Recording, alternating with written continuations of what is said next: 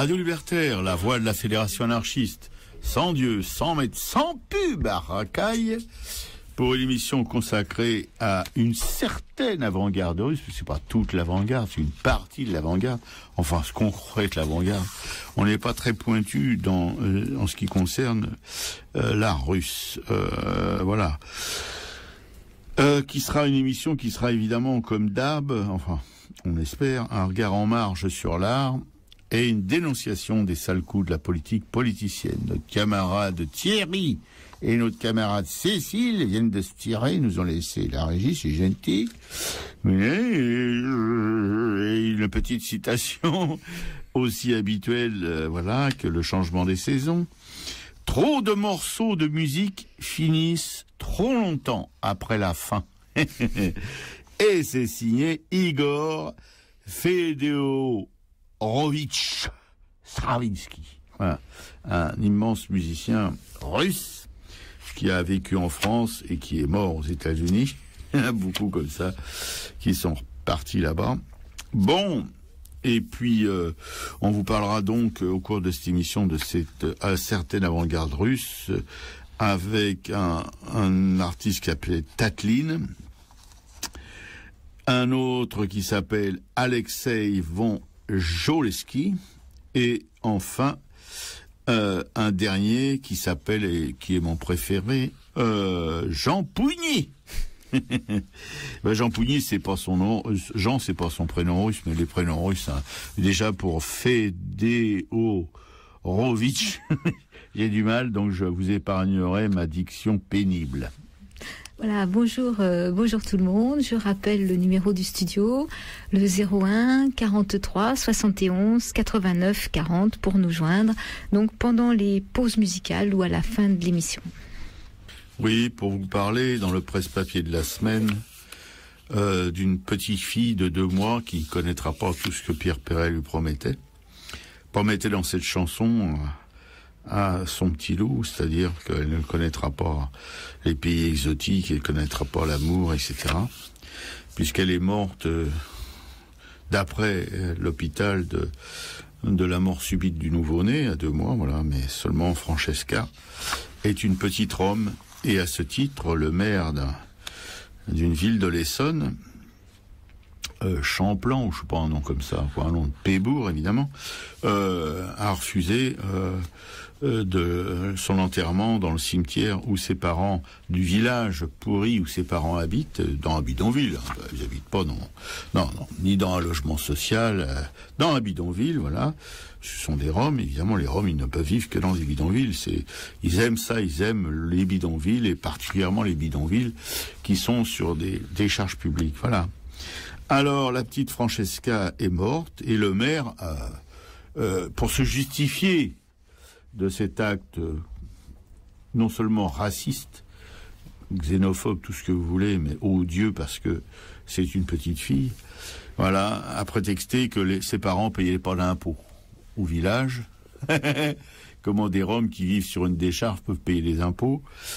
Et donc, à ce titre, elle ne pouvait pas, la commune, autoriser l'enterrement de cette petite fille morte prématurément dans ce village. Voilà. Alors évidemment, ça a soulevé une indignation, mais un peu... Oui, les associations qui s'occupent des sans-logis, etc., on peut comprendre qu'elles protestent. Le MRAP ou des organisations, on peut comprendre qu'elles protestent.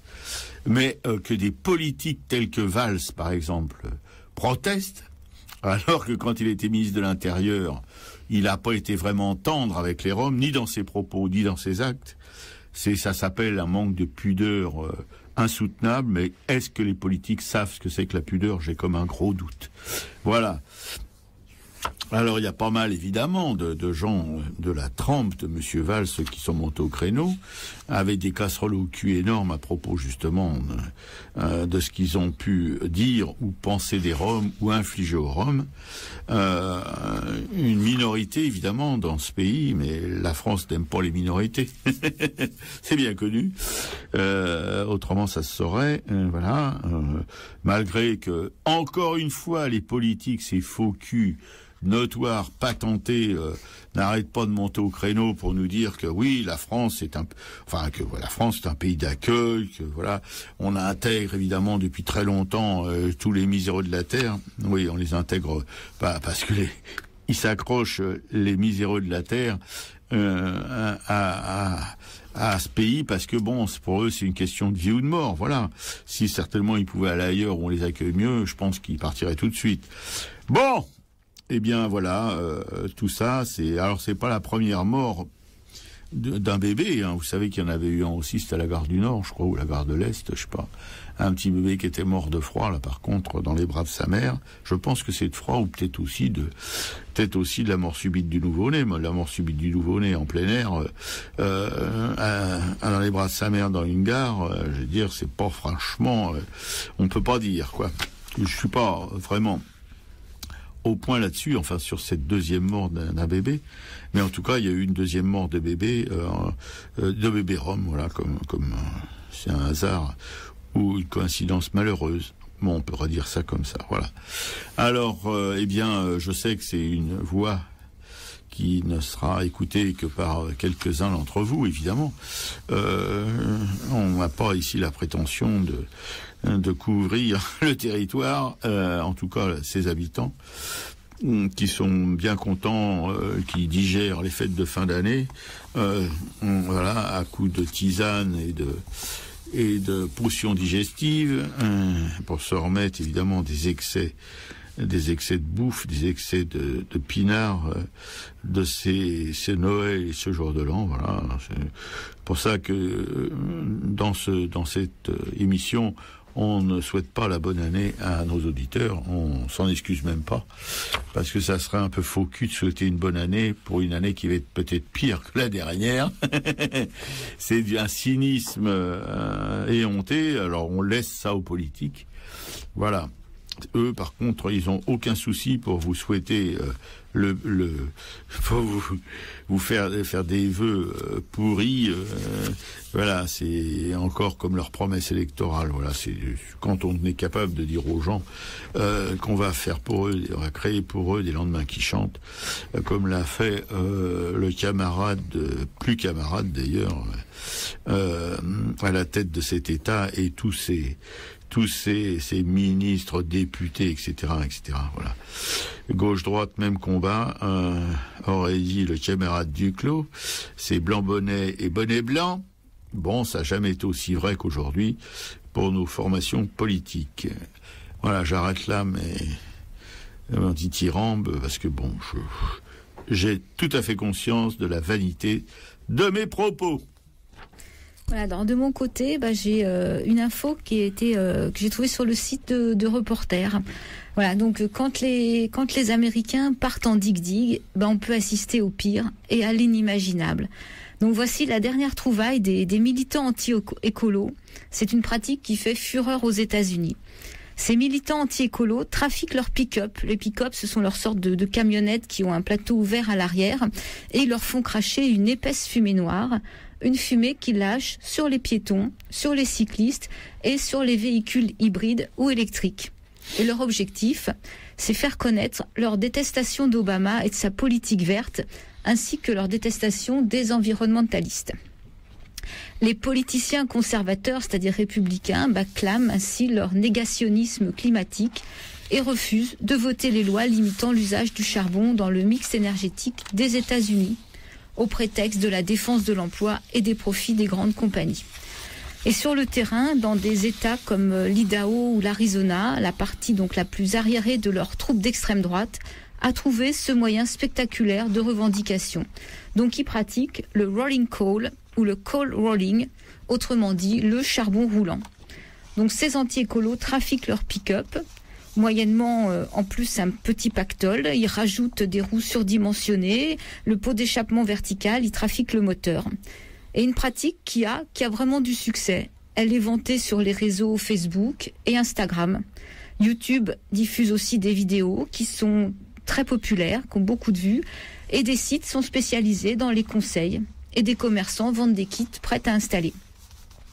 Donc inquiète des proportions quand même prises par le coal rolling, l'EPA, c'est-à-dire l'Agence de protection de l'environnement, a fait savoir le 8 juillet que cette pratique violait le Clean Air Act et le PA a annoncé qu'elle allait accroître ses contrôles auprès des vendeurs d'équipements induisant le call rolling. Pourquoi ne pas tout simplement en interdire la vente ? Parce qu'en fait, on fait ce qu'on veut avec sa voiture tant qu'on ne roule pas sur une voie publique. Et effectivement, ces pratiques sont très dangereuses. On voit sur les vidéos, des cyclistes peuvent recevoir de la fumée quand ils sont sur des routes dangereuses. Donc il peut y avoir énormément d'accidents. Voilà, et encore une fois, je crois que les États-Unis sont promoteurs. Ils polluent pas assez avec leur industrie, avec leurs gaz de schiste, etc., etc. Bon, voilà. Pourquoi pas demain en France, où c'est peut-être déjà le cas pour certains enfumés, anti-écologistes. J'aime bien le terme anti-écologiste. Comment on peut être anti-écologiste? C'est vraiment que... Mais en France, on est anti-écologiste basique, quand on sait que ce gouvernement dit socialiste a viré, je sais plus combien de ministres de l'environnement, comment on dit? L'écologie. Des ministres écologiques, de l'environnement, etc. Voilà. La dernière en date, qui est pas encore virée, mais peut-être que ça arrivera, quoiqu'elle fait pas grand-chose pour se faire virer, c'est Ségolène Royal. On l'entend pratiquement jamais sur les dossiers un petit peu difficiles de l'environnement, etc. Bon. Ouais, mais en tout cas, on peut être sûr que les socialistes, ils feront pas mieux que les gens de la droite. Ouais, les deux premières n'ont pas fait long feu. Nicole Bricq a dû rester, je sais même pas, quelques mois. Non, ouais, quelques mois. Ouais. Et puis après, Delphine Bateau. Voilà, c'est ça. Maintenant, c'est Ségolène Royal. Et combien de temps elle va rester? Les paris sont ouverts. Ouais. T'avais pas autre chose à dire? Si, moi je vais profiter donc de ce presse-papier pour revenir sur René Vauthier qui est mort dimanche à l'âge de 86 ans. Donc René Vauthier, nous on avait regardé il y a pas longtemps justement le film Avoir 20 ans dans les Aurès qui dénonçait donc la guerre d'Algérie, qui racontait comment un groupe de Bretons avait parti en Algérie, des Bretons antimilitaristes, comment finalement ils avaient réussi à être manipulés. Et donc René Vauthier, c'était un cinéaste anticolonialiste, un engagé, un militant. Et il disait qu'il utilisait son arme de combat, c'était la caméra plutôt que la mitraillette.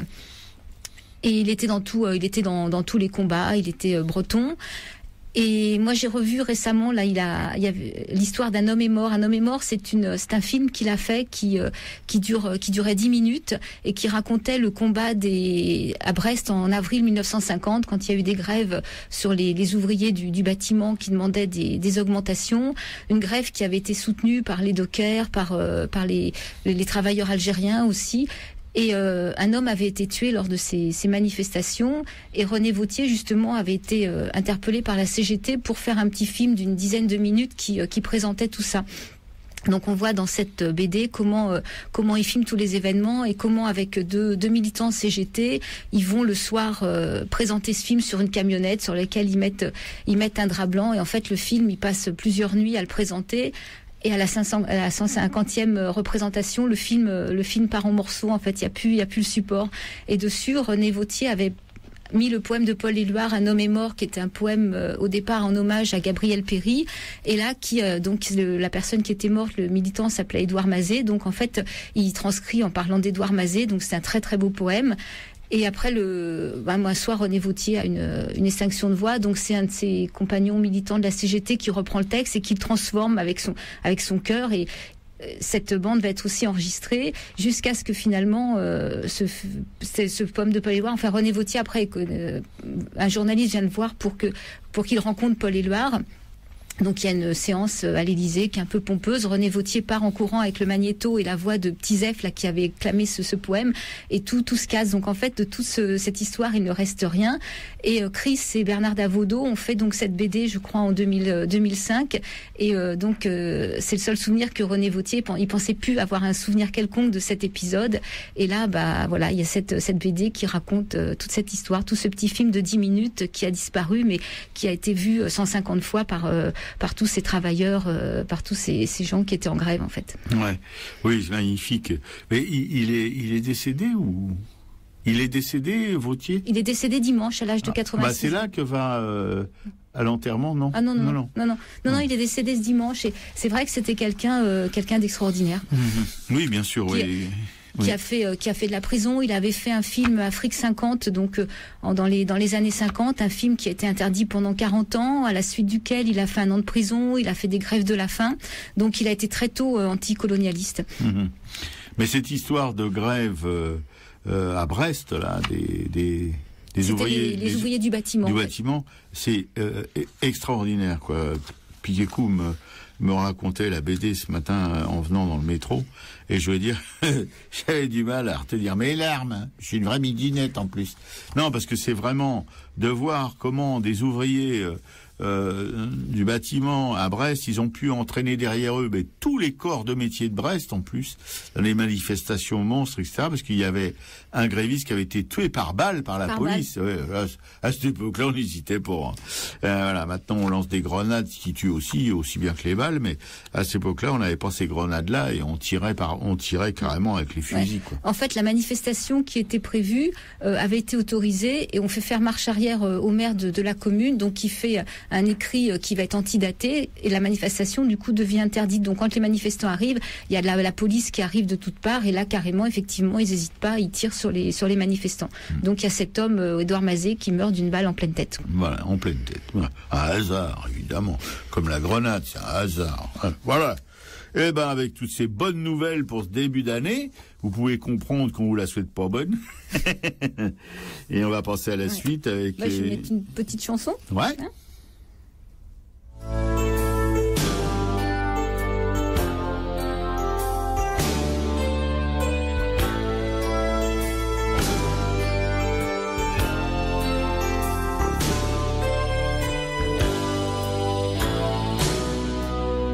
Putain, c'est trop con, ce putain de camion. Mais qu'est-ce qu'il foutait là? Putain de vie de merde, t'as roulé dans l'herbe et nous tu nous plantes là. J'espère au moins que là-haut y a beaucoup moins de salauds. Tu nous laisses avec les chiens, avec les méchants, les crétins, sous un soleil qui brille moins fort et moins loin. Je voudrais me blottir dans un coin, avec Marius, avec Romain, pleurer avec eux jusqu'à la Saint-Glinglin.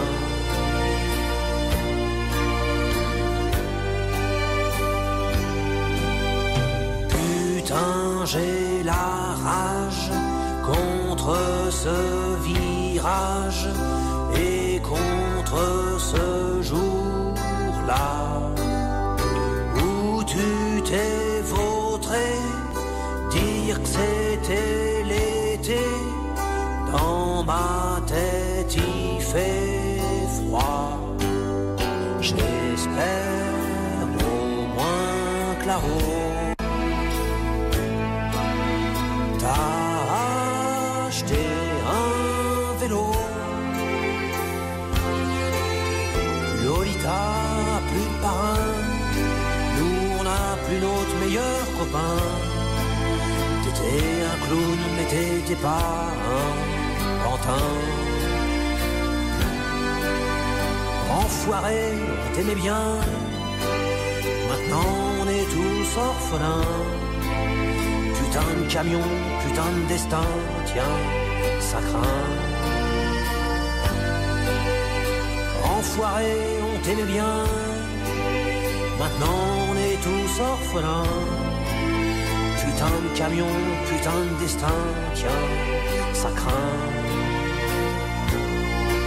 Ça craint.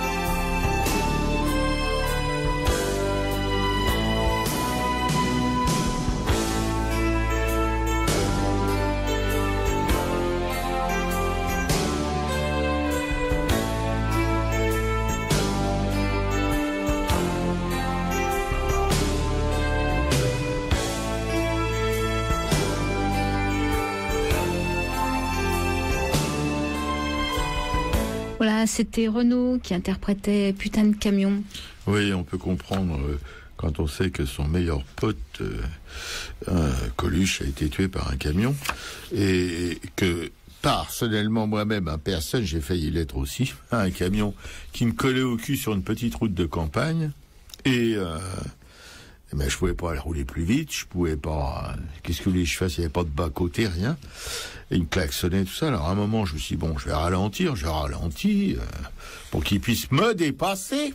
Et alors là, il me fait une queue de poisson magistrale, que j'avais anticipé d'ailleurs, hein, parce que pas folle la guêpe, je me suis dit, le mec est énervé, et comme ils sont tellement cons, ces camionneurs, il va me faire une queue de poisson B. Et je ne suis pas loupé.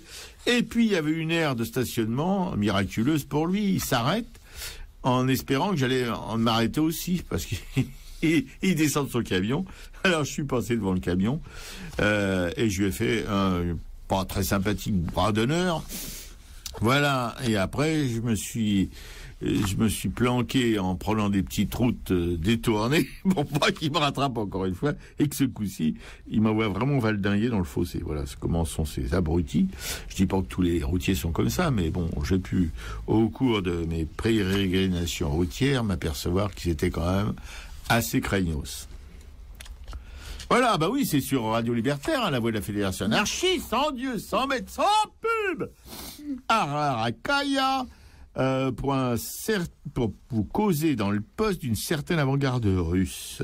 Et tout de suite, à ma camarade Piquet-Cou, qui est de la régie, va vous parler de la régie, de Tatlin, voilà, un texte assez intéressant de ce camarade qui était proche dès nous autres, enfin en Russie en tout cas. Oui, voilà. Alors moi j'ai trouvé à la bibliothèque de Montreuil, je pense qu'il fallait bien une ville qui a été communiste de longues années pour trouver cet énorme livre. C'est un pavé qui regroupe tout le boulot de Tatlin, tout ce qui a été écrit sur lui et certains de ses écrits.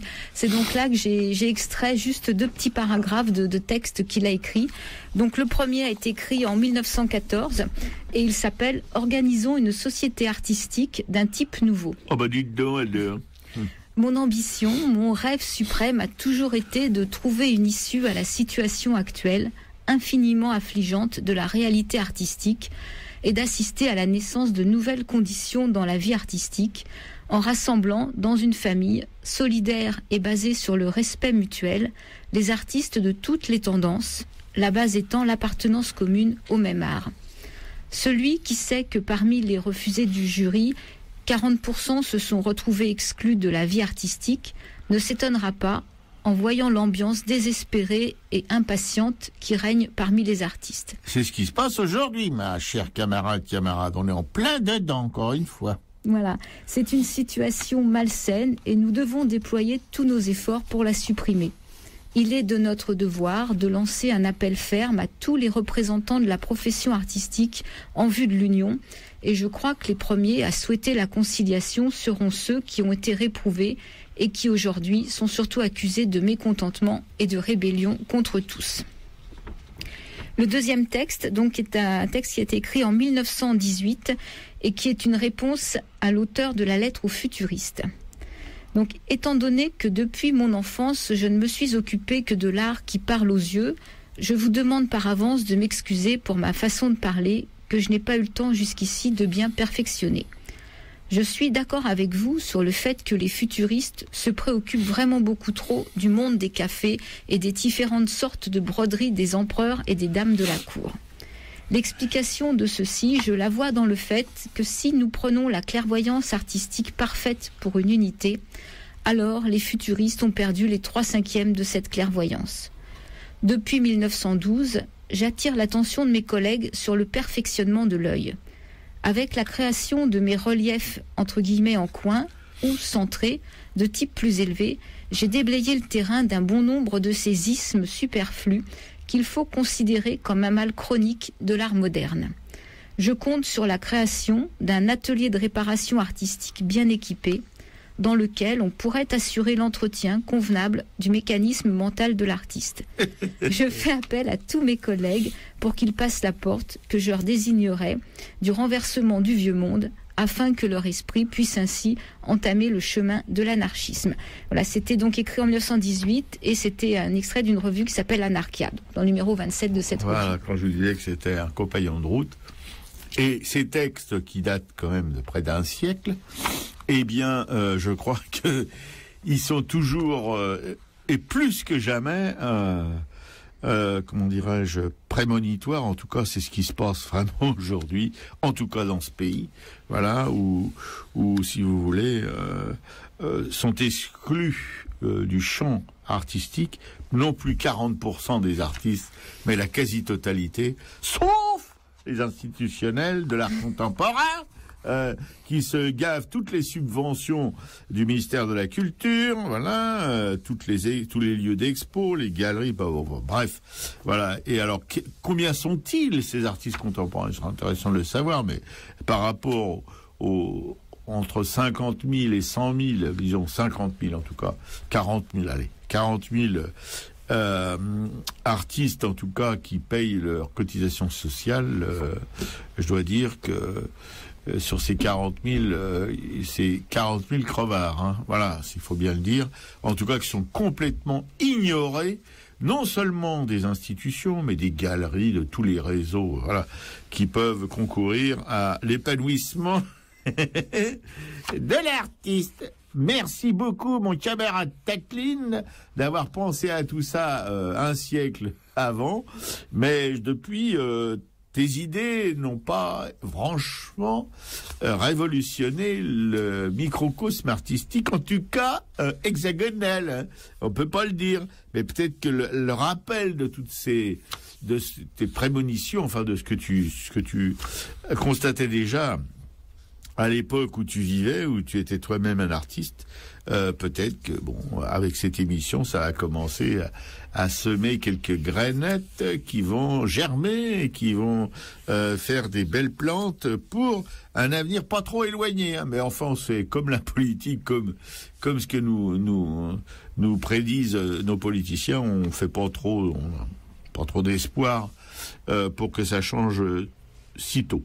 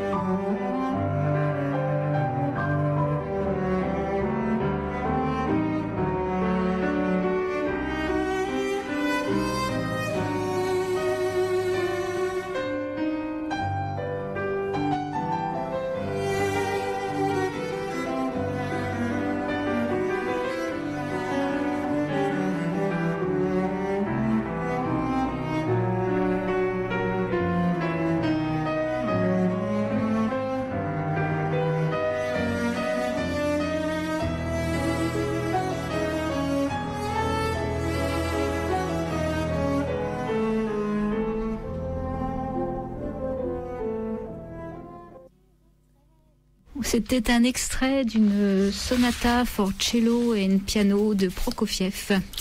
Sur Radio Libertaire, la voix de la Fédération anarchiste, sans Dieu, sans pub. À racaille pour une émission consacrée, chers auditeurs de France Q, à une certaine avant-garde. Voilà. Enfin, on s'est permis de créer sous-titres, sans être vraiment sûr qu'il s'agit de toute l'avant-garde russe, mais une partie de l'avant-garde russe, en tout cas, là, on en est sûr.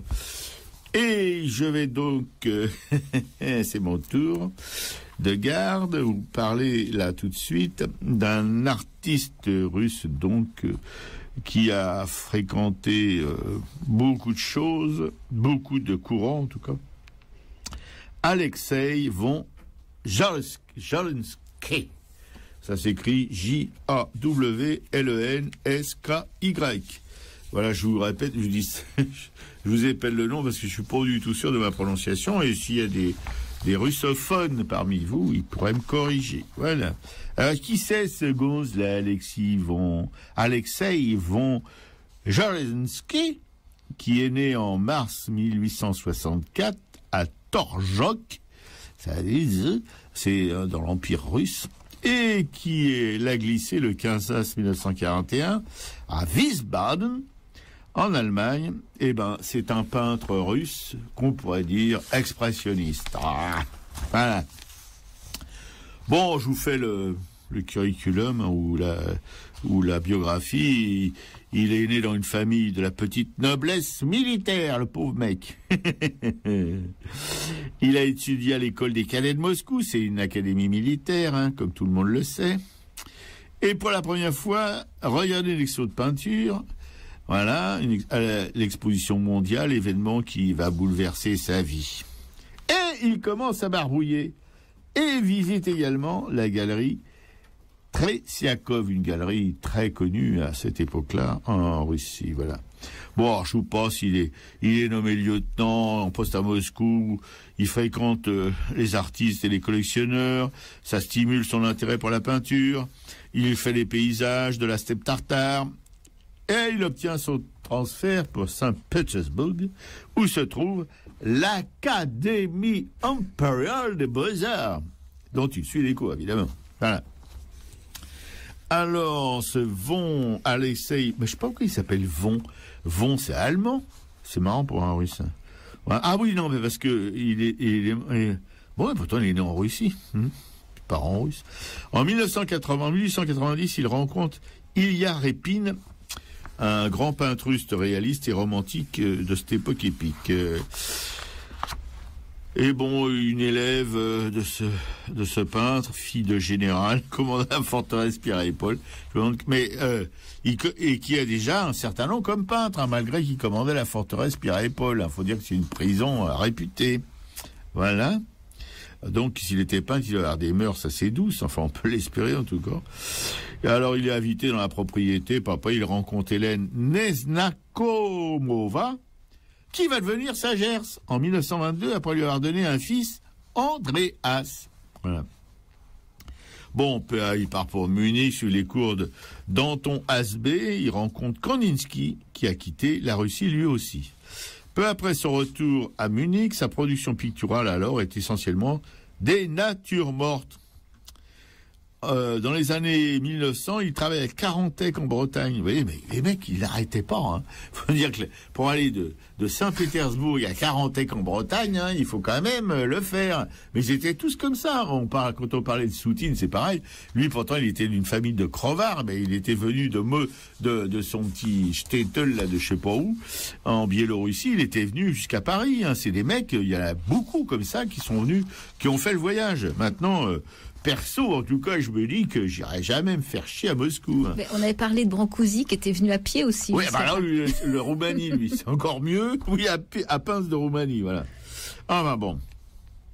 Donc, il s'établit à Carantec, enfin, il va à Carantec, et avec Diaghilev, enfin, il envoie 6 toiles au Salon d'automne exposées, enfin, à l'aide de Diaghilev, hein, Diaghilev qui était un grand un grand danseur, les ballets d'Diaghilev, et danseur russe, voilà. Et là, il fait la connaissance des nabis, mais après encore être retourné à Munich, et il rencontre le peintre moine et mystique Jean Vercade. Oui, enfin, et de Paul Sérusier aussi. Bon, il achète. Il aurait acheté un tableau de Van Gogh. Je suis un peu bluffé. C'est la première fois que j'entends. Je savais que Van Gogh avait vendu qu'un tableau, mais pas un russo-allemand, mais à une de ses copines peintres qui lui en avait acheté un à Bruxelles. Bon, enfin bon, j'ai l'impression que des fois, dans les bios comme ça, l'artiste, il y a un peu n'importe quoi. Bon, puis moi, comme je suis pas enquêteur, je peux pas contrôler. Voilà. Alors bon, après il va avec de Verefkin et Kandinsky. Il rencontre aussi Franz Marc, Émile Nod. Émile Nod, on vous en a parlé, c'est un peintre que j'aime beaucoup. Participe aux expositions du Sonderbund et il y a Kunst chez Gols à Munich. Non, il faudrait qu'on évite de parler des Allemands et des Russes parce que c'est imprononçable leur truc. Et en 1914, il fait une première exposition de la sécession munichoise. Sécession munichoise d'où Nold avait été viré d'ailleurs par la suite. Voilà. Puis après la déclaration de la guerre, se réfugie en Russie à Saint-Prex avec Hélène et Marianne, sa femme et sa fille. Dans un grand isolement, il commence à peindre la vue qu'il a de sa fenêtre, c'est la série des variations. Puis le peintre s'engage sur une voie qui le mènera au dépouillement. Il revient encore à Zurich, qui est devenu un lieu de rencontre pour les artistes et écrivains européens, fuyant la guerre, et fait la connaissance de Jean Harpe, Wilhelm Lembruck et Marie Laurencin. Oh, le beau monde. Et c'est là qu'il commence ses séries des têtes mystiques et visions du Messie. Oui, encore un qui a été tourneboulé par la crucifixion ou des choses comme ça, quoi. Et puis après, il s'installe à Ascona et commence des têtes abstraites. Il rencontre là le poète Rainer Maria Rilke et le sculpteur Archipenko. Voilà. Ça, c'est des gens qu'on connaît, en tout cas, dont on peut prononcer le nom au moins. En 1924, Amy Scheyer crée le groupe des Quatre Bleus, comprenant Jalinsky, Lionel Fellinger, Paul Klee et Kandinsky pour promouvoir leurs œuvres aux États-Unis sur la côte ouest. Et là, il rencontre Lisa Kummel en 1927, qui va l'aider à classer et cataloguer son œuvre pendant les dernières années de sa vie. Voilà. Mais dès 1929, Jalinsky est de plus en plus affecté par l'arthrite qui finit par le paralyser un petit peu comme Renoir, je pense. Ouais, voilà. Et en 1938, il peut plus peindre. Bon. Et alors donc, il finit il finit de dicter ses mémoires à Lisa Kummel et il meurt à Wiesbaden en mars 41 à l'âge de 77 ans. Et il est nommé au cimetière russe de Wiesbaden. Voilà. Bon, ça, c'est ce que j'ai pu gratter comme info sur ce Alexei von Jolesky, qui est un peintre, c'est pas vraiment ma tasse de thé, les peintres, je l'ai dit au début, les peintres russes, quoi, voilà, à part Chagall, à part Soutine, il y en a quand même quelques-uns que j'aime bien, mais enfin bon, en tout cas, ceux-là, c'est pas, d'ailleurs, Tatlin dont vous a parlé Piquet-Coup, particulièrement, c'est difficile, si on peut dire ça comme ça. Évidemment, plus personne n'en parle, etc., mais il a été quand même, il est référencé abondamment sur le net, en tout cas, voilà. Et puis je vous dis, à la bibliothèque de Montreuil, Piquet-Coup, comme elle vous l'a dit, elle a trouvé un pavé, mais un paveton qui doit peser trop 4 kilos sur Tatlin, mais comme elle l'a justement remarqué, probablement parce que ça a été une mairie communiste pendant, je sais pas, un demi-siècle, et voilà. Et c'est pour ça que ils avaient probablement tous les peintres russes passés, présents et à venir, parce que à part là, il n'y avait pas de pavé sur Tatlin à la bibliothèque centrale et tout ça, non, voilà. Non, sur Paris, j'en ai pas trouvé. Voilà, sur Paris, vous vous rendez compte, à la bibliothèque centrale où en dernier ressort, elle fait appel, et ben là, même là, il n'y avait pas ce paveton sur Tatlin. Voilà. Ouais. Mais bon, oui, vous pouvez aller sur le net pour regarder ce qu'il fait. Vous ferez une idée. Enfin, probablement que quelques artistes contemporains ou de cette mouvance, en tout cas, pourront y trouver un intérêt, mais enfin on vous en parle quand même parce qu'il fallait donner une certaine idée. C'est bien de connaître ces peintres parce que vous verrez au moins là comment l'art russe a pu évoluer, a pu naître, enfin à l'art moderne en tout cas, hein, parce qu'il y avait des peintres avant. Hein. Moi, je voulais un petit peu expliquer notre démarche. Je l'avais dit en fin d'émission la semaine dernière, c'est que quand tu as évoqué les portraits de Macréo, en fait, dans le petit livre qu'on avait, il faisait allusion à la peinture de Jolensky, justement en disant que ils avaient tous les deux travaillé sur des petits visages comme ça. Donc on s'est dit, on va fouiller un petit peu, voir ce qu'on trouve du côté des peintres russes, quoi. Ouais. Et c'est vrai que si on regarde ce qu'on peut trouver directement comme image de la peinture de Jolensky, ce qu'on voit, c'est beaucoup de portraits, ouais. Et des portraits avec des couleurs très contrastées, très vives, des gros traits noirs. Voilà, qui peuvent évidemment faire penser à Macréo, quoi. C'est forcément, mais bon, c'est pas Macréo. Voilà, quand même, c'est pas Macréo. Et moi, autant j'ai été, comment dirais-je, ému par la peinture de Macréo, parce que je voulais dire aussi, et je profitais de cette occasion pour vous dire que, encore une fois, et j'arrêterai pas de marteler cette conviction que j'ai, que dans l'art, il faut pas essayer d'aller dans les arrière-cours, essayer de disséquer, de psychanalyser, etc., etc. Voilà, il n'y a pas de dessous de l'art, ça n'existe pas. Enfin, on a eu une discussion assez poussée avec Piquet-Cou à ce propos. Évidemment, il y a, par exemple, dans la peinture du Quattrocento, les artistes, dans la peinture, je pense pas dans la sculpture, mais dans la peinture en tout cas, ils peignaient des symboles. Mais ces symboles-là sont très explicites, quand on les connaît en tout cas. Enfin, il y a des dictionnaires qui peuvent vous indiquer ça. Quand il voulait dire quelque chose qu'il ne pouvait pas peindre, par exemple, il faisait des allusions avec ces fameux symboles qui c'était la plupart du temps des animaux, mais qui pouvaient être aussi des plantes, etc., etc. Voilà. Mais dans les peintres modernes, en tout cas, à part quelques farfelus, peut-être comme peut-être Garousse fait ça aussi. Voilà, on a Garousse, lui, il est un petit peu comme les peintres du Quattrocento. Il met des choses qui peuvent être expliquées assez facilement. Mais par exemple, quand Van Gogh peint un champ de blé, je pense pas que ça mérite une psychanalyse du champ de blé. En tout cas, voilà. Moi, je crois à la peinture, à l'émotion dans l'art, c'est-à-dire qu'on peut être ému par une peinture, on peut être ému par une sculpture, on peut être ému par une musique ou par une poésie ou la littérature. Mais voilà, ça suffit. Si on est ému et que ça fait bouger en nous les lignes de notre sensibilité, etc. Tant mieux. On va pas chercher et écrire glosé pendant des kilomètres comme dans le bouquin sur Tatlin. Non, je déconne. Enfin voilà. C'est pas la peine d'en faire des tartines. Ça paralyse tout le monde et les gens finissent par se dire, ou finissent pas, mais commencent par se dire, non, l'art, c'est pas pour moi, j'y comprends rien. Il y a rien à comprendre. Il y a à aimer ou pas aimer, point, à la ligne. Vous me direz, c'est peut-être un petit peu pobétif. Et alors, j'en ai rien à battre.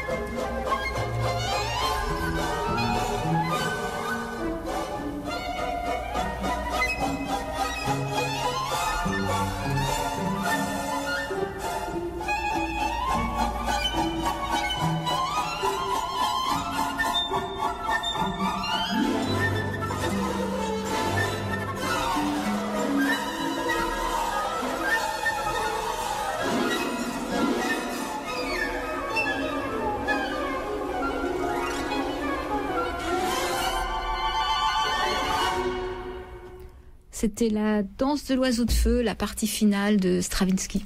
Sur Radio Libertaire, la voix de la Fédération anarchiste, sans Dieu, sans maître, sans publicité, à Racaille, pour une émission consacrée à une certaine avant-garde russe, où on a fait déjà, Piquet-Coup va vous causer de Vladimir Tatlin.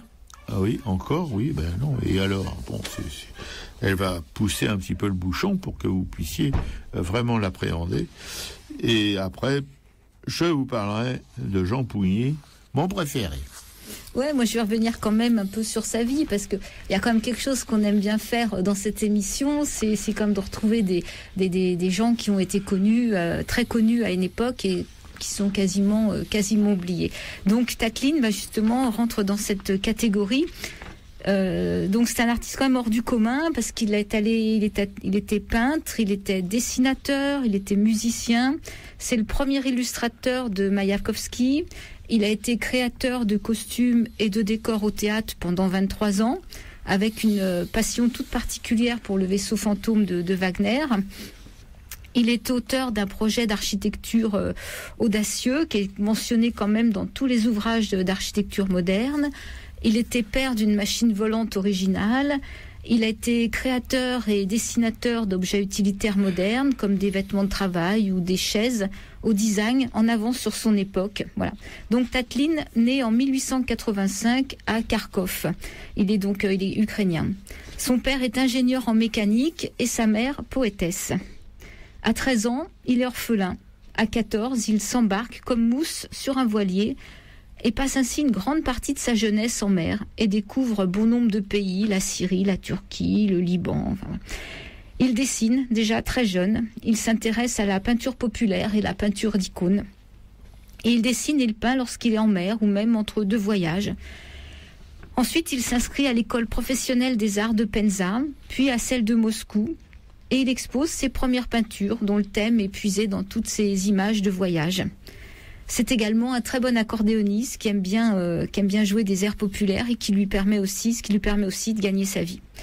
Il donne des cours de peinture et de dessin et il fréquente l'avant-garde russe et subit l'influence futuriste avant d'aller écrire des choses contre cette école-là.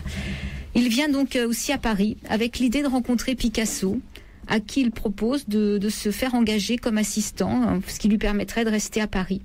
Mais Picasso refuse et Tatlin retourne à Moscou. Et on peut voir d'ailleurs qu'il a une ressemblance physique avec Picasso. Il a cette même coiffure, un peu avec la mèche un petit peu sur le côté, et tout au long même quand il est encore plus âgé, il a toujours cette même ressemblance. Et il se détache après du courant futuriste à partir de 1915 et il organise une exposition qui s'appelle Magasin. Et là, il présente ses premiers contre-reliefs qui seront donc les bases du constructivisme. Et c'est à partir de ce moment qu'il commence à faire figure de guide au sein de l'avant-garde russe qui est partagée entre l'approche abstraite de Malevich et celle de Tatlin, qui est plus orientée vers une dynamique fonctionnelle de la création. Les révolutions de 1917 actent le bouleversement politique de la Russie et l'art devient une composante de la doctrine léniniste. Il est question d'inverser les valeurs, passer d'un art historiquement bourgeois pour l'orienter vers la culture prolétarienne. Pour Tatlin, c'est l'occasion unique de montrer que l'art est enfin descendu de son piédestal. L'œuvre doit participer à la vie et à la construction du monde. Lénine crée les Vuntemas, donc ce sont les écoles d'art libre du peuple, donc dans cette Russie qui est en pleine reconstruction idéologique et matérielle, et Tatlin est convié à enseigner ses conceptions de l'art dans divers ateliers.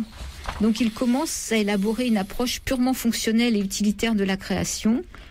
En 1919, il reçoit la commande donc d'une tour par les autorités moscovites qui devait commémorer le premier anniversaire du congrès de la 3e internationale. Et en fait, donc de concevoir un bâtiment qui pourrait rivaliser avec la tour Eiffel. C'est une tour qui sera appelée donc la tour Tatlin, ou appelée aussi le monument à la 3e internationale, qui était prévu donc pour mesurer 400 mètres de hauteur. Donc ce sont des volumes tournant plus ou moins vite autour de leur propre axe selon des rythmes et des lois cosmologiques, et qui devaient incarner le siège du gouvernement d'un nouvel ordre social avec une hiérarchie juste. Donc les volumes tournants de la machine mondiale de Tatlin symbolisent la révolution au sens littéral. Mais seule sa maquette fut construite, essentiellement pour des raisons de coût, aussi par manque de ressources dues à la guerre civile, et aux limites technologiques de l'époque. Néanmoins, sa maquette a été exposée dans diverses capitales européennes, et notamment durant la fameuse exposition des Arts Déco de Paris en 1925, là où la tour fit sensation. En 1922, l'exposition constructiviste d'art russe de Berlin, dont Tatlin fait figure de leader spirituel, remporte un vif succès. Et c'est à cette époque que Walter Gropius commence à réorienter le Bauhaus vers un axe constructiviste. Les conceptions de l'art de Tatlin commencent à s'imposer dans l'avant-garde. Et devant l'impossibilité de voir naître sa spirale architectonique, Tatlin s'engage dès lors dans l'architecture d'intérieur et la construction d'objets utilitaires. Une autre machine qui a été conçue par lui, c'est son dernier projet constructiviste, c'est la Lett Tatlin, c'est-à-dire une machine à voler qui serait actionnée manuellement. Et voilà ce qu'il en dit: mon appareil est construit à partir du principe de l'utilisation des formes vivantes, organiques. L'observation de ces formes m'a conduit à la conclusion que les formes les plus esthétiques sont également les plus économiques. De ce point de vue, l'art, c'est le travail de la mise en forme du matériau. L'histoire joue souvent des sales tours, et l'arrivée de Staline et les réactions anti-modernes plongent le pays dans un désert artistique total. Tatlin revient à la peinture au chevalet, mais ne produit plus grand-chose d'intéressant. Il meurt à l'âge de 67 ans, dans l'oubli total. Des architectes ont malgré tout réussi à sauver certaines de ses œuvres. Tatlin a tout de même eu une importance notoire dans cette orientation constructiviste du Bauhaus, ainsi que dans l'art minimal et aussi chez Le Corbusier. Et il a toujours voulu la transformation sans jamais omettre le contexte social général, sans craindre de se frotter à des domaines qui lui étaient étrangers. Il aimait le travail collectif et en fait il excella dans la synthèse des choses et des matériaux, des formes de présentation, des aspects esthétiques, d'une manière qui était jusqu'alors inédite. Le musée Tinguely a fait une grande exposition rétrospective de l'œuvre de Tatlin en juin 2012. Ouais, voilà encore un truc qu'elle a loupé, quoi. Ouais. Alors c'est vrai que quand on a regardé le gros bouquin, on n'a pas été vraiment fan de tout ce travail, malgré tout ce qu'il a fait, parce qu'il y a tout son travail de costume de théâtre. Donc en fait, c'est quelqu'un qui a toujours été en activité, qui a débordé d'activité, d'imagination, et même ses contre-reliefs, on n'est pas vraiment fan, quoi, des structures en volume, d'angle. Ouais, cubiste surtout. Ouais, d'influence cubiste. Ouais. Oui, enfin, on a eu Picasso et Braque ici, ça suffit. Non, je déconne, mais bon. Voilà, mais c'est quand même un personnage très intéressant, et puis qui a fricoté avec les anarchistes en Russie, et les anarchistes en Russie, c'était pas la fête pour eux. Hein. Bon, surtout après la révolution de 17, voilà. Eh bien, après une pause musicale, je vous parlerai de Jean Pougny, qui est dans son vrai nom russe, c'est Ivan Albertovitch Pougny.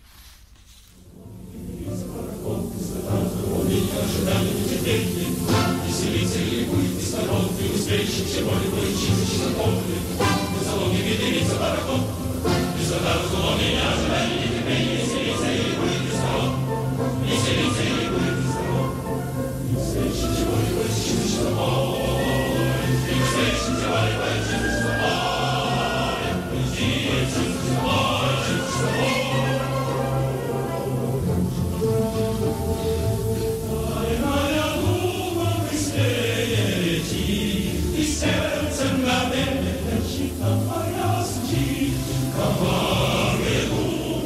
on,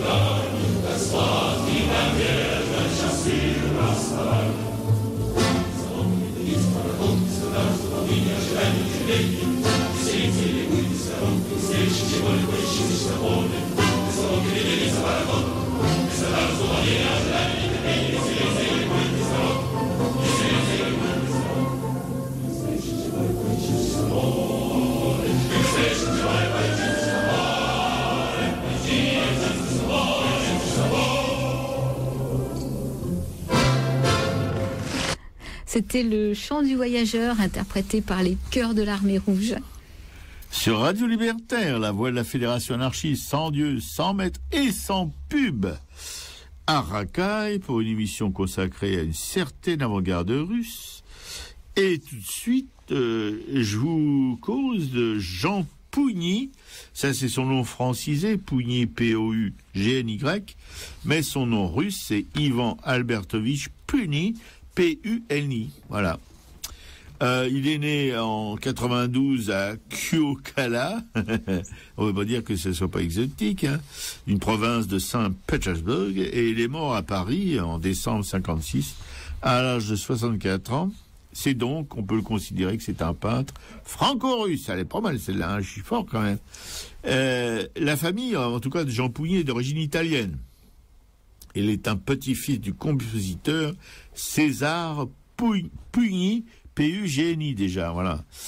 Alors, c'est passé de Pugny, P-U-G-N-I, à Pugny, P-U-N-I, et à Pougny, P-O-U-G-N-Y. Intéressant, non? Voilà.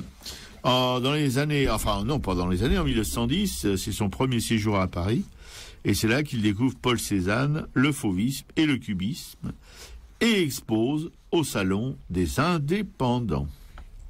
Puis il se rebarre en Russie, ils avaient la bougeotte, hein, les Russes, hein, à cause du déclenchement de la Première Guerre mondiale. Oui, bon, ça, on peut l'excuser. Il rejoint Enfin, il y avait des gars comme Soutine, ils sont pas repartis en Russie, ils sont restés en France, et ils ont voulu s'engager en plus dans l'armée française, c'est gland. Et lui, il a pu s'engager, mais seulement pour creuser des tranchées. Il n'avait pas le droit de combattre puisqu'il était mal foutu. Voilà. Mal foutu, pas physiquement, hein, mais c'était pas un gros musclé, quoi. Voilà. Ouais. Et là, il rejoint un groupe d'avant-garde, Soyouz Molodiosi, l'Union de la jeunesse, et se lie avec le poète Vladimir Mayakovsky et le peintre Velimir Klebnikov. Pardonnez-moi pour la prononciation, mais je m'en mêle les crayons. Mayakovsky encore non, mais à Pétrograd, en 1915, il organise la première exposition futuriste intitulée Tramway 5 et présente des artistes connus sous l'appellation contrôlée de cubo-futuristes. Alors, c'est très intéressant, c'est les cubo-futuristes. La consigne donnée aux artistes est de ne pas montrer leurs œuvres avant le vernissage. Oh, bah alors, c'est pas bien. La surprise est de découvrir deux courants distincts à ce propos de cette expo. Le premier représenté par Kazimir Malevich, qui propose des variations excentriques du cubisme, et le second par Vladimir Tatlin, dont Picot vous a parlé, qui transpose le cubisme en volume et pousse jusqu'au bout la logique de déconstruction de la forme. Voilà. Alors, notre camarade Pougny expose 11 de ses œuvres d'inspiration cubiste, mais également un relief, joueur de cartes, disparu depuis, et une nature morte composée d'un marteau suspendu à un clou, planté sur une feuille de papier, dans une feuille de papier, oui. Cette exposition fait scandale, il en fallait pas beaucoup pour faire des scandales à cette époque-là en peinture. Un critique ne voit dans ces tableaux qu'un assemblage de matériaux hétéroclites, une barricade de ferraille détritus. Au moment où le sang des enfants russes coule à flot. Je vois pas le rapport, mais enfin bon. Et le camarade Pougny récidive à la fin de 1915 en organisant la dernière exposition futuriste de tableaux 0-10, où s'opposent les futurs constructivistes autour de Tatlin et les suprématistes. Alors, ils font chier avec le risque, pardonnez-moi, autour de Malevich, et Pougny adhère, lui, au suprématisme. Ouais, parce que les constructivistes, ça commençait à le gaver. Après la révolution d'octobre 1917, à laquelle il se rallie avec grand enthousiasme, c'est bien, Père Pougny. Pougny montre une prédiction pour tout ce qui ne représente aucune valeur esthétique. Ça, c'est intéressant. Les lettres, les chiffres et les objets les plus utilitaires. Et ainsi, il dit, l'objet est libéré du sens pour acquérir un sens nouveau, artistique, sans pour autant perdre son caractère d'objet à usage social. Et il ne refuse pas la valeur décorative de la couleur. Oh ben c'est gentil, ça, Pougny, hein. Il est nommé professeur à l'Académie des Beaux-Arts de Pétrograd. Voilà. Pétrograd, c'était pas l'ancien Saint-Pétersbourg? Si, c'est ça. Ayant l'impression d'être dans une impasse, si c'est une impression, c'est un peu juste, Au fond, le suprématisme reste une construction expérimentale à l'intérieur du tableau. Bon. Il décide des sujets urbains où coexiste une scène narrative dynamique et une organisation géométrique, noire et statique. Voilà. Puis alors, il s'exile à Berlin en 19, puis à Paris en 1924, je précise, où il francise son nom. Puis il refilera toutes ses toiles en 1956 au Musée national d'art moderne, où vous n'en voyez aucune d'ailleurs. Et dans les années 40-50, il peint des toiles dans un style intimiste à la Édouard Vuillard. Et je pense que c'est ça que notre professeur d'art Coquet aimait. C'est une toute petite peinture aussi, là, un peu comme notre camarade Macréo. Et voilà, c'est les visages souvent, mais des petits paysages aussi très colorés. On sent plus du tout ni le suprématisme ni le constructivisme. On sent le peintre plutôt. Ouais, c'est pas plus mal pour ça. Ouais, c'est surtout ça qu'on retrouve effectivement sur le net quand on cherche un peu son travail. Voilà, c'est ça. Et pour moi, ça en fait, disons, le plus humain, si vous voulez, de toutes ces mouvances en isthme. Voilà, ces intellos de la barbouille, voilà, que personnellement, auquel je suis totalement insensible, c'est le cas de le dire. Alors c'est peut-être un handicap, peut-être que je suis vraiment un handicapé lourd, que je devrais aimer tout ça, mais non, je suis désolé, j'aime pas. Enfin, en tout cas, j'éprouve pas l'émotion en les regardant, donc voilà, c'est ce qui me fait dire que j'aime pas. Mais ils sont quand même importants dans l'histoire de l'art moderne, puisqu'ils ont fait des choses dont beaucoup d'artistes se sont inspirés. Eux-mêmes se sont inspirés entre eux. Voilà.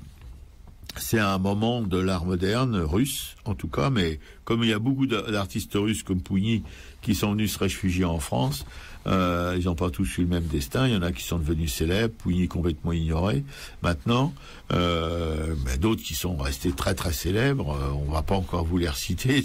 C'est comme si on remettait le couvert à chaque fois sur les mêmes. Bon, vous savez, vous commencez à connaître ces artistes russes dont on vous a parlé, qui étaient principalement à Montparnasse. Voilà, au temps où Montparnasse abritait une colonie russe assez importante de peintres et de sculpteurs. Voilà. Voilà, on a tout dit, je crois. Enfin, pas tout dit, mais comme jamais on dit tout, jamais on a toujours des choses qu'on pourra redire encore probablement dans une autre émission. Et pour cette fois-ci, voilà, c'est fait. La semaine prochaine, on va aller la semaine prochaine, demain, on part à Bordeaux pour aller voir un artiste dont on vous a déjà parlé ici, Raymond Bissière. Roger. Oh, Roger, pardon, Roger. Ah, pardon, excuse-moi, Roger. Voilà, Roger Bissière, Picot vous en dira peut-être un mot tout à l'heure, voilà. Et tout de suite, on va faire une petite pause musicale avec le camarade Higelin. Voilà.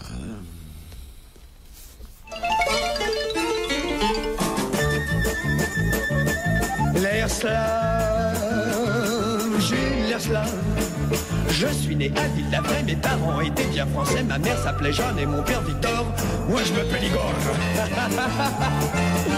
Mon prénom n'évoque pas le Languedoc, plutôt moscovite. Il est explicite. Quand on m'imagine, on veut un ballerine qui s'apprête à boire à son samovar. L'air slave, j'ai l'air slave. Et ça me poursuit depuis tellement longtemps que je suis devenu slave malgré moi et sans m'en apercevoir. L'âme slave,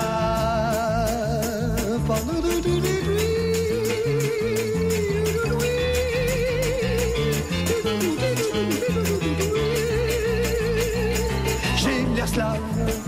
J'ai jamais été plus loin que la barrière de Pantin. Tout ce que j'ai de russe en moi c'est le prénom, mais ça suffit bien. Oui, à force d'entendre tous les gens me prendre pour russe bandit, j'en ai tous les tics. J'appuie 2 accouches, je bouffe des pioches, je bois de la vodka au milieu des repas.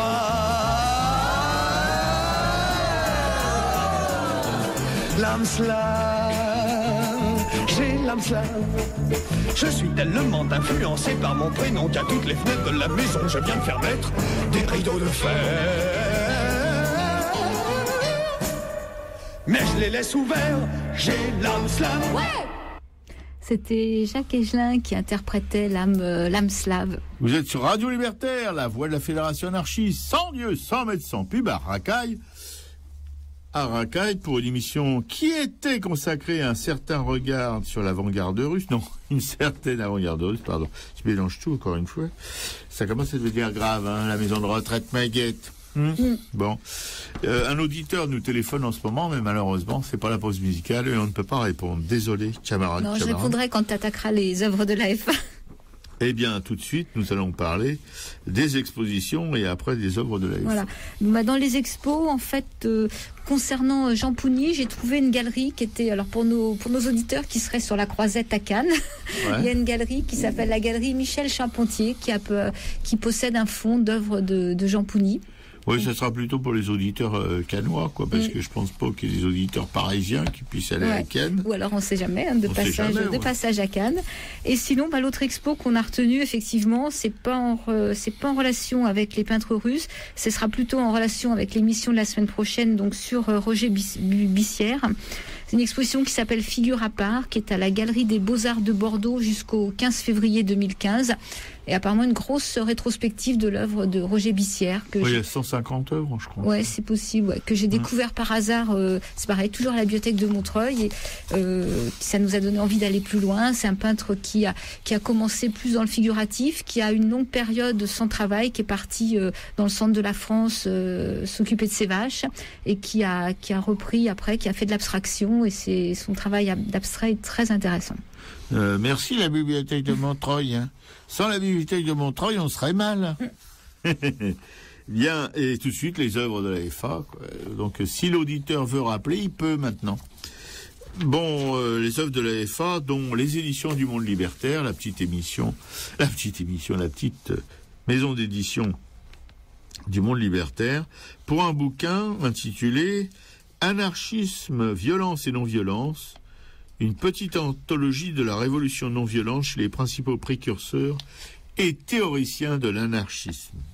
Oui, ils n'avaient pas tous une vocation d'instructeur de Marine. Bon, alors, l'anarchisme social est sans doute la doctrine politique qui a le mieux posé les termes d'un vrai débat sur les questions de violence et de non-violence. En se réclamant de la libre fédération des individus et des groupes humains, en se positionnant clairement contre la peine de mort et pour la suppression des prisons et de tout autre lieu de coercition, l'anarchisme social a toujours parié sur la capacité des êtres humains à pouvoir vivre ensemble libertairement, solidairement et égalitairement, et s'est toujours rangé de ce fait, sans ambiguïté aucune, dans le camp du refus de la violence. À la question de savoir ce qui de la violence ou de la non-violence fonde le rêve libertaire, la réponse ne souffre donc aucune interprétation. C'est la non-violence. Mais ce rêve peut-il voir le jour sans violence ? L'État, le capitalisme, le militarisme, les religions, le patriarcat, le racisme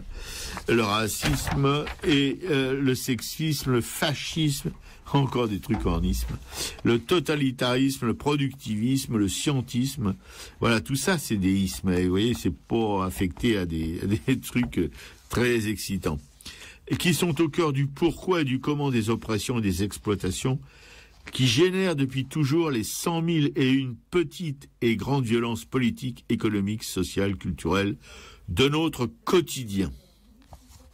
Pensons à cette petite Rome, Francesca, qu'un maire foutraque de l'Essonne, auquel un maire foutraque de l'Essonne refuse l'inhumation dans le cimetière de son village. Voilà. Se laisseront-ils abolir ou tout simplement réformer ? Voilà, la question est là. Si se laisse abolir, ça va, ou réformer, ça va, mais si non, une armée non violente ne demeure-t-elle pas toujours une armée ? Des capitalistes non violents ne seront-ils pas toujours des exploiteurs ? Bref, même si on prend pour acquis qu'il est certain moyen, la torture, le terrorisme aveugle avec lesquels il est hors de question de transiger, qu'il va de soi que l'évolution primera toujours sur la révolution. L'évidence n'impose-t-elle pas d'oser le courage du pragmatisme ? Et au débat impératif sur les conditions politiques, économiques et sociales de la mise en œuvre de cette morale, cette brochure qui va contre-courant de tous les clichés sur les anards poseurs de bombes, s'y essaye. Voilà. Alors, le prix 5 €, toujours à mon avis assez abordable, dans la collection du charbon pour les braises, et l'auteur est Xavier Becker. Voilà, vous pouvez, aux éditions du Monde Libertaire, un opuscule que vous pouvez commander à la librairie Publico, 145 Rumelot Paris, dans le 11e. Notre camarade Laurent sera un plaisir de prendre votre commande ou de vous indiquer où vous pouvez le trouver. Bon, ça c'est pour les éditions du Monde Libertaire. Et puis le Monde Libertaire, alors je vais vous en causer un peu, puisque dans le numéro 1759 du Digit au 24 décembre 2014, il y avait comment dirais-je, on appelle ça, je me souviens plus déjà. Enfin, un insert sur les 60-30 presse anarchiste, voilà. Alors, c'est très intéressant puisque vous avez, un facsimilé du premier éditorial d'il y a 60 ans. Vous avez aussi, si vous voulez, alors ça c'est de la commission de presse du Monde Libertaire du 1er octobre 1954. Vous avez un article de Ramon Pinault du groupe Salvador Segui et de Wally Rosel du groupe Louis Michel sur le Monde Libertaire à 60 ans et toutes ses dents. Ben oui, c'est sur quand même 3 pages. Et puis vous avez les dessinateurs du ML, vous avez Souvenirs explosifs. Voilà, tout ça c'est passionnant parce qu'on vous raconte comment la fédération anarchiste, qui à un moment a été phagocytée par des communistes libertaires et qui a failli imploser, a été reprise en main par une bande de camarades avec Maurice Joyeux, voilà, et il y a 60 ans, ils ont refondé le libertaire en Monde Libertaire. Ils ont créé la librairie Publico et dans les années 80, la radio, nos 3, et puis il y a les éditions du Monde Libertaire évidemment, donc nos 4 œuvres qui nous permettent d'avoir un espace médiatique important quand même, parce que avec la radio, avec la librairie, ce haut lieu de la pensée anarchiste et le Monde Libertaire et les éditions du Monde Libertaire, on a vraiment une visibilité que peu de partis, d'organisations politiques peuvent avoir. Et ça, on fait tout ça avec nos petits bras musclés, avec l'aide de nos sympathisants, de nos militants. Et c'est quand même assez important, voilà. Alors pour le Monde Libertaire, vous pouvez vous y abonner à la librairie Publico. Voilà, à son petit camarade aussi, le hors-série, qui est très très intéressant. Il y a des papiers vraiment dedans qui peuvent vous permettre d'entrevoir, si vous voulez, la vie d'une manière différente que celle que nous contactent nos grands médias. Et vous pouvez aussi évidemment contribuer à l'existence de cette presse alternative dont le Monde Libertaire fait partie évidemment, ou le hors-série, en contribuant, voilà, par des dons, etc., au Monde Libertaire. Et puis nous avons la librairie Publico. Ah, ça c'est notre grande copine. On adore ici la librairie Publico parce que c'est à travers la librairie Publico, à ses origines, que personnellement je suis devenu par la suite un anarchiste, pas tout de suite, mais par la suite. J'étais très jeune, voilà. C'était au Château des Brouillards à Montmartre, et puis après rue Ternaux, et puis après Publico. Et voilà. Et alors pour que cette librairie du Monde Libertaire survive, elle a besoin de vous. Et pour vous en parler, causer un petit peu, vous rappeler pour la énième fois que c'est un espace militant accessible toute l'année, où vous pouvez trouver pas mal de livres, et puis des revues, des DVD, des CD, etc., où se déroulent des débats, où vous pouvez voir des films, des expos, écouter des concerts, rencontrer des auteurs et des activistes venus de toute la planète. Voilà. C'est un lieu de diffusion de la pensée libre, contestataire et anarchiste. C'est important. C'est un outil de propagande de première importance. Voilà.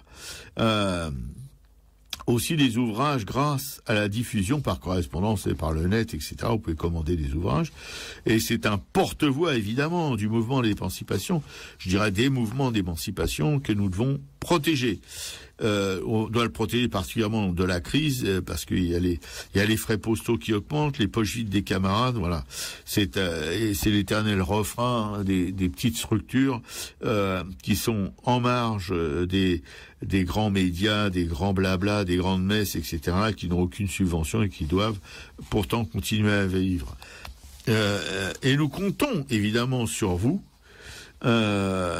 sympathisants, lecteurs, etc., pour continuer notre travail, maintenir et développer ce lieu extrêmement important face à l'offensive du capital et de la banque contre les peuples, parlant particulièrement de la banque. Important face à la montée du racisme et du nationalisme. Important face aux ensoutanés de tous les folklores qui pointent leur tête, qui pointent leur groin. Donc nous lançons, mais ça fait pas un moment qu'on la lance, on espère qu'elle atterrira un jour, une souscription pour notre survie, la survie de votre librairie. Voilà, pour nous aider, en nous adressant un chèque à l'ordre de Publico, évidemment, c'est le plus simple. Enfin, un des moyens les plus simples, c'est à l'adresse 145 rue Hamelot 75 011 Paris.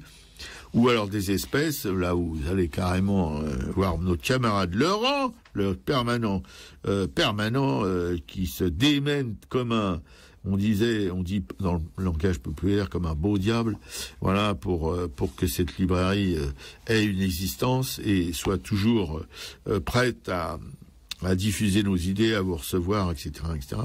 Ou vous pouvez payer aussi par carte bancaire, évidemment, directement à la librairie, ou sur notre site aussi, librairie-publico.com, voilà. J'ajouterais que c'est vraiment, vraiment très, très important de soutenir cette librairie, parce que comme toutes les librairies, mais qu'elles soient alternatives ou pas, qu'elles soient anarchistes ou pas, sont en état de fragilité, et risque du jour au lendemain de fermer pour des questions de fric, quoi. Et ça serait une catastrophe puisque c'est un outil de propagande incontournable de notre mouvement.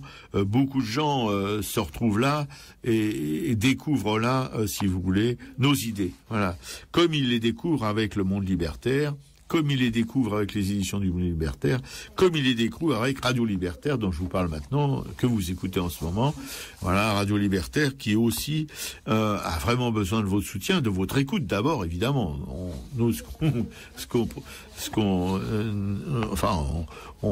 D'abord on favorise, si vous voulez, l'écoute, la lecture, etc. avant de solliciter du pognon.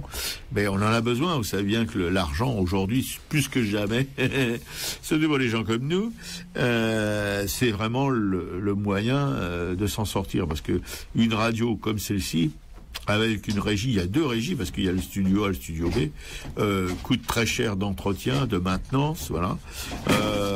C'est un matériel maintenant assez sophistiqué, qui coûte la peau des fesses, et si on a des camarades qui s'occupent de la technique d'une manière magnifique, je dis bien, de jour comme de nuit, ils sont disponibles 24 heures sur 24 pour que tout ça marche correctement.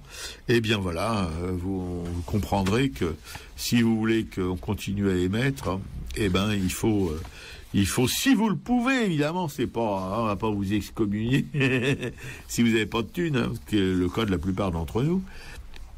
Ben, si vous en avez un peu, écoutez, pensez à nous, et puis vous pouvez envoyer aussi là, ou envoyer des dons, ou il y a une comment on appelle ça, une souscription, et puis vous pouvez faire partie aussi de l'association des Amis de Radio Libertaire, ou prendre votre carte d'auditeur qui coûte 20 €.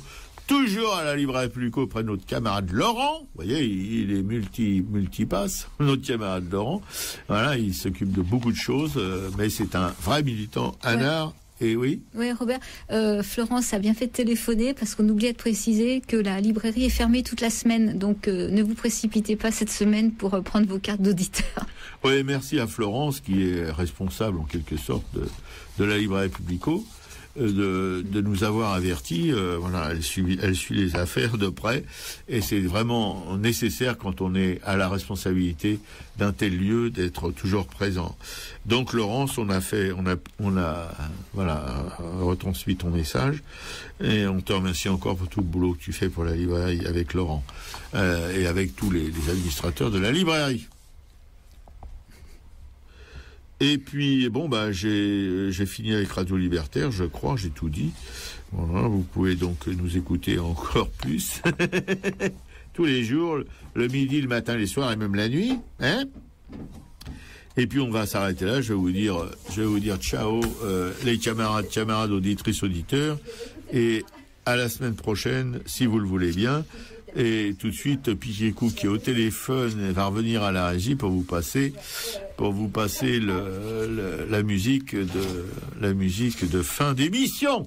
Salut à tout le monde. Oui, Robert. Florence, elle rappelle, parce que c'est pas elle la responsable de la librairie, elle fait l'émission des cailloux dans l'engrenage. Ah, merde, c'est Florence.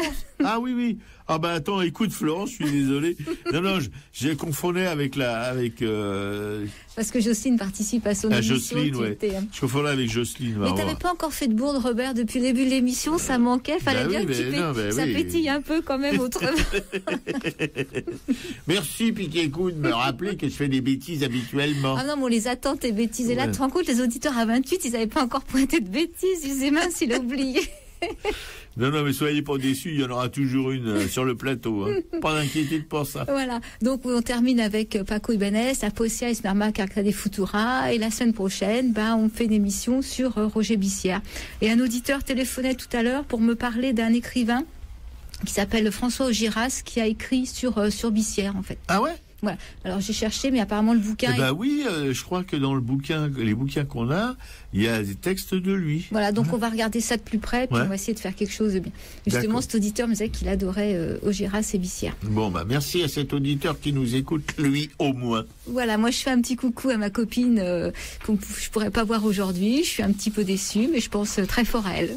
Voilà. Moi aussi, hein. Oh. À la semaine prochaine.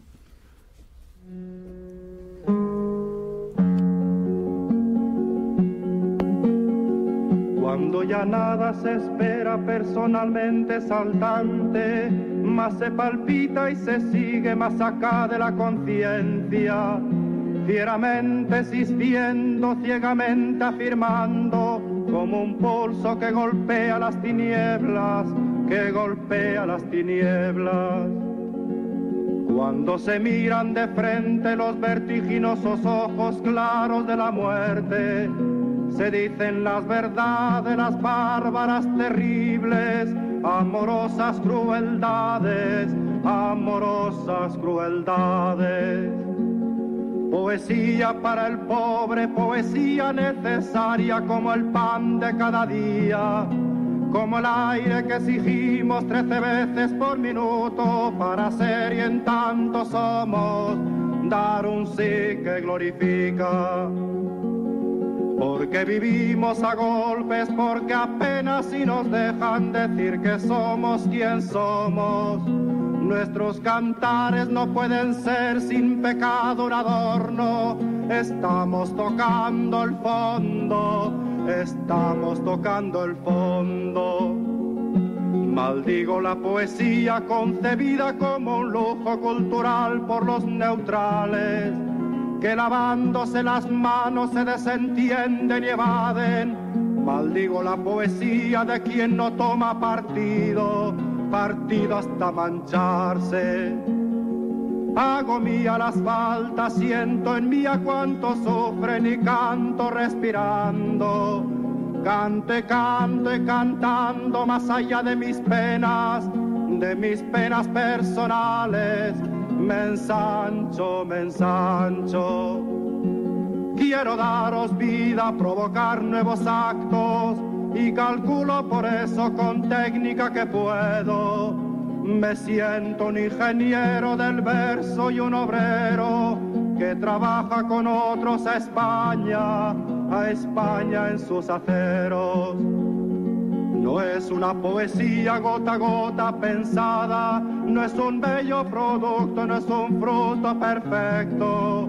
Es lo más necesario, lo que no tiene nombre, son gritos en el cielo y en la tierra son actos. Porque vivimos a golpes, porque apenas si nos dejan decir que somos quien somos. Nuestros cantares no pueden ser sin pecado un adorno. Estamos tocando el fondo, estamos tocando el fondo.